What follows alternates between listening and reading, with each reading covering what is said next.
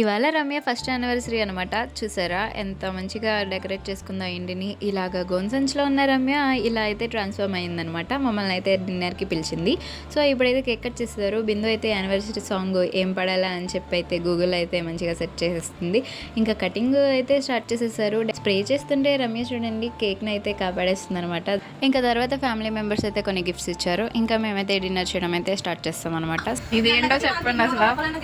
ఇది అల్లం చికెన్ కర్రీలో వచ్చింది. రమ్య కండ యాలక్కాయ అండ. అసలు చికెన్ కర్రీలో యాలక్కాయ ఎందుకు వేస్తారు? ఎత్తమండి మేము నేను అలాగే అనుకున్నాను. అది యాలక్కాయ అని అనుకున్నాను నేను. అసలు చికెన్ కర్రీలో యాలక్కాయ ఎందుకు వేస్తారు మేడం? అదేమో నేను అది ఆలోచించలేదు. సో రమ్య వంటలతో జాగ్రత్తగా ఉండాలన్నమాట. గొబ్బు చూసారా 2 ప్లేట్లు తింది అసలు. అది వచ్చేసారా అది వచ్చేస్తుంది 2 ప్లేట్లు తిన్నదని.